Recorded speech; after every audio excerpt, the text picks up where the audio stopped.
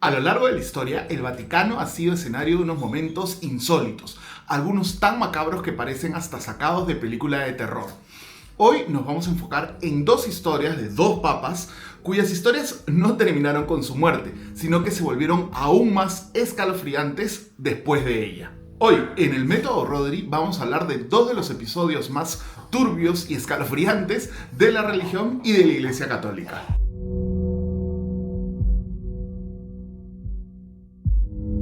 Empecemos con el caso más antiguo, un episodio tan curioso, por decirlo de alguna forma, que se le conoce como el Concilio Cadavérico. Y sí, este suceso le hace honor a tremendo nombre que le pusieron.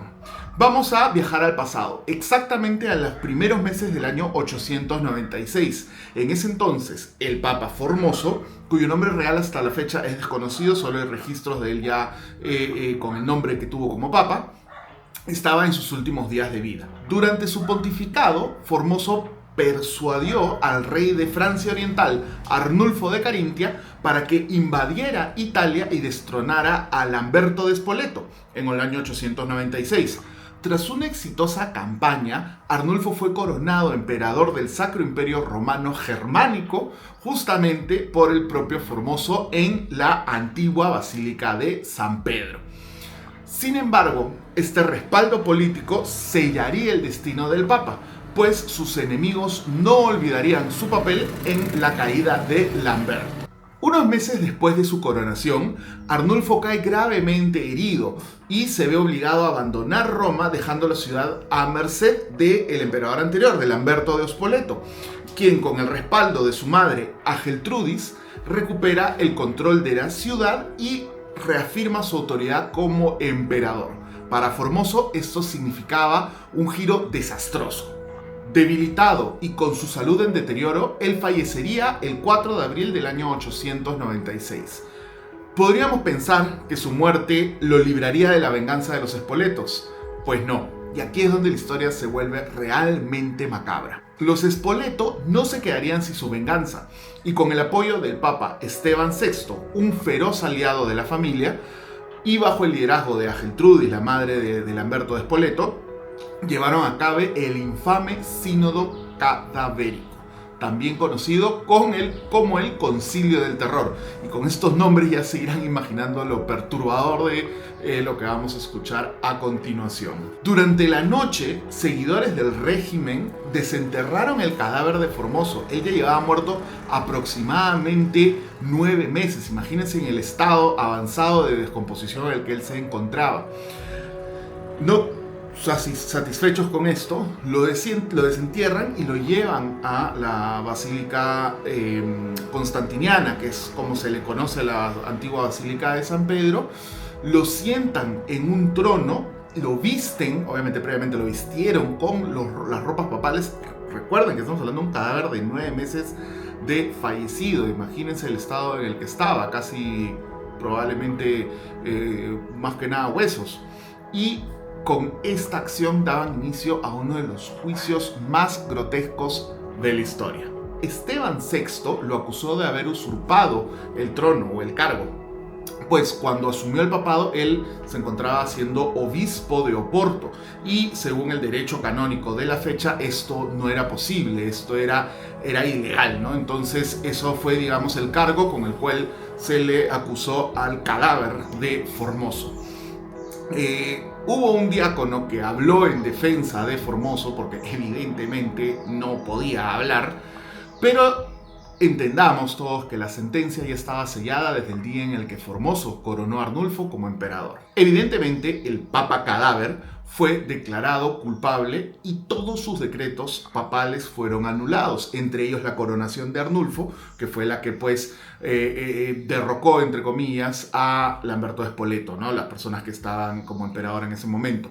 No solo anularon todos los decretos que Formoso había dado, sino también que le arrancaron sus vestiduras papales y ya en el colmo de la, digamos, de la humillación, le cortaron los 3 dedos con los que impartía las bendiciones cuando estaba en vida y arrojaron su cadáver al río Tíber. Una situación altamente grotesca. Años después, durante el breve pontificado de Teodoro II, el cadáver de Formoso fue recuperado del río Tíber. Al parecer, en el momento en el que Formoso es tirado al río, algunos simpatizantes del Papa recogen su cadáver, lo recuperan y lo tienen en un lugar secreto, hasta que ya en el gobierno, o en el papado, mejor dicho, de Teodoro II, él, digamos, empieza a brindarle, digamos, a Formoso los reconocimientos como papa que nunca debe perder, digámoslo así, y fue pues oficialmente sepultado con honores en la Basílica de San Pedro. Su memoria fue rehabilitada y todos sus decretos reinstaurados. Existe una versión que sugiere que durante el pontificado de Sergio III, en el año 1904, Formoso fue sometido a un segundo juicio, a un segundo sínodo del cadáver, en el cual terminaron nuevamente ocultando el cadáver o tirando el cadáver al río, una situación parecida. Sin embargo, mediante la investigación que he podido ir haciendo, no he encontrado que esta afirmación carece de sustento histórico sólido.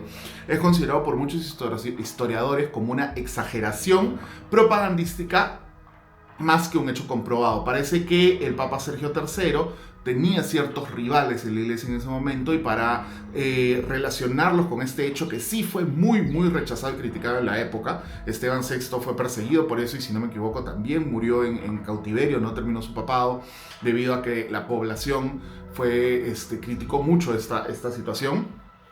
Y al parecer rivales de este Papa Sergio III en el año 1904 empezaron a crear estos rumores para malograr, digamos, su imagen y relacionarlo con un hecho tan reprochable dentro de la Iglesia Católica, ¿no? Pero finalmente esto de que hubo un segundo sínodo cadavérico no tiene asidero científico, no ha sido comprobado, ¿no? Entonces digamos que lo oficial es que después de que tiene el juicio y es tirado al río Tíber, simplemente es reinstaurado, digamos, y sepultado en la Basílica de San Pedro en el papado de Teodoro II, y pues ese, digamos, que es el final de Formoso. Este destino final refleja hasta qué punto la política y la religión han estado entrelazados en la historia. Incluso más allá de la muerte, el cadáver de Formoso fue utilizado como un símbolo de venganza, y su memoria fue destruida, restaurada, según los intereses del momento. Su historia quedó marcada como una de las páginas más macabras dentro de la historia de los papados, y por más grotesco que parezca, no es la única vez que un papa ha sido controversia después de su muerte. Siglos después, otro papa enfrentaría un destino post-mortem igual de inquietante, aunque por razones muy distintas. No hablamos ni de juicios, no hablamos ni de venganzas, sino de un cadáver que se descomponía de una manera aterradoramente inusual. Esta es la historia del cadáver de Pío XII. Nacido como Eugenio Pacelli, Pío XII fue papa desde el año 1939 hasta el año 1958, un periodo marcado por algunos de los eventos más cruciales del siglo XX, como la Segunda Guerra Mundial y la Guerra Fría. Su pontificado fue duramente criticado, ha sido víctima de muchos debates intensos, bastante intensos, especialmente por su postura frente a cierto régimen europeo de la época, ¿no? A alguno liderado por un señor con un bigote. Mientras algunos los critican por su aparente silencio entre las atrocidades cometidas durante esos años por ese régimen, sus defensores argumentan que el Vaticano brindó refugio a numerosos perseguidos, muchos de ellos pertenecientes al pueblo judío, y que esta diplomacia o esta falta de críticas más que nada buscaba evitar represalias por parte de el señor Bigotito, que pudieran poner en riesgo la autonomía de la Santa Sede. Sin embargo, el análisis de su papel en este contexto es un tema complejo y ampliamente discutido, que merece ser abordado en otro momento. En octubre de 1958, el Papa Pío XII estaba ya en sus últimas horas de vida. Y es aquí donde, para seguir hablando de esta historia, tenemos que presentar a un personaje bastante particular, el médico personal del Papa, el italiano Riccardo Galeazzi Lisi. Galeazzi Lisi tenía ya un historial de filtraciones y aprovechamiento de su posición, por lo cual el propio Papa Pío XII había expresado que no lo quería tener cerca. Sin embargo, en un gesto de misericordia, el Papa decidió no destituirlo y no desterrarlo del Vaticano para no dejarlo en la ruina, ¿no? Él dijo que simplemente no quería arruinar a un hombre desterrándolo del Vaticano. Ante esto, lo lógico sería que el médico tenga, pues, no sé, un respeto y una lealtad y un agradecimiento enorme hacia Pío XII y procure, pues, que no hacer nada que lo ponga, que lo haga quedar mal, ¿no? ¿No? ¿No? Pues no, señores. La primera traición ocurrió justamente cuando el Papa estaba agonizando. Aprovechando el acceso a los aposentos papales que tenía Galeazzi Lisi, él utilizó una pequeña cámara Polaroid y tomó por lo menos 2 fotos del pontífice moribundo, donde se le podía ver en una cama con algún arreglo especial que se le había hecho. Incluso en una de ellas se le veía alguna especie de cánula por el cual el Papa estaba recibiendo oxígeno. Estas fotos serían vendidas a la revista francesa Paris Match, que las publicó en su edición 497 el 18 de octubre del año 1958, apenas unos días después del fallecimiento del Santo Padre. Sin embargo, este no fue su único acto despreciable, probablemente fue uno de los menos despreciables, sinceramente, con lo que vamos a ver que hizo este sujeto. También estuvo involucrado en el caótico anuncio prematuro del fallecimiento del Papa. Galeazzi Lisi había acordado con un medio italiano darle la primicia de la noticia. ¿Cómo?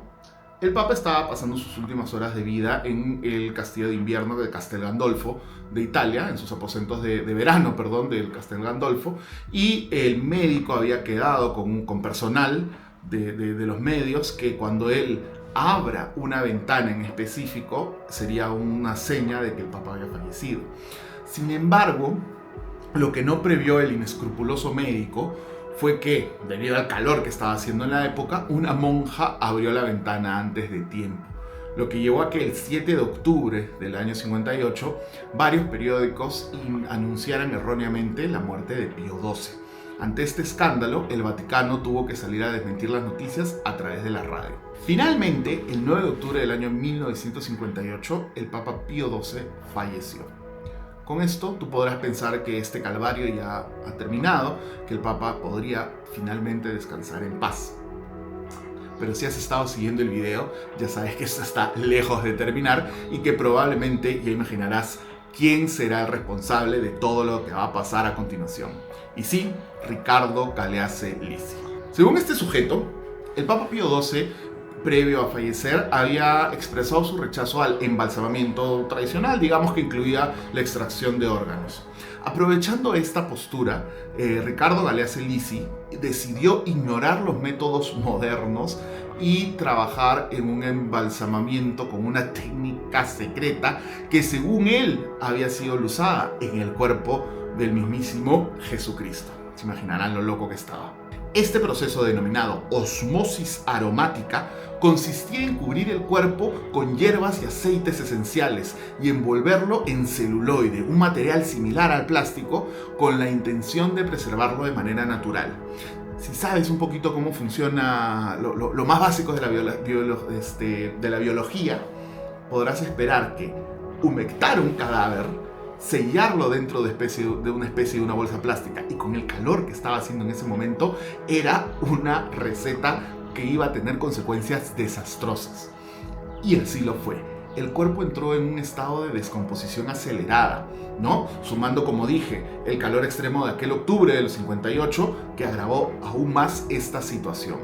La primera exposición del cuerpo ocurrió en una sala de Castel Gandolfo, la residencia del verano papal que habíamos comentado hace un momento. Al principio el Papa empezó a mostrar pequeñas pero bastantes arrugas en el rostro. Seguido a eso empezó a hincharse y a segregar líquidos de color oscuro, de color negro, por los orificios del rostro.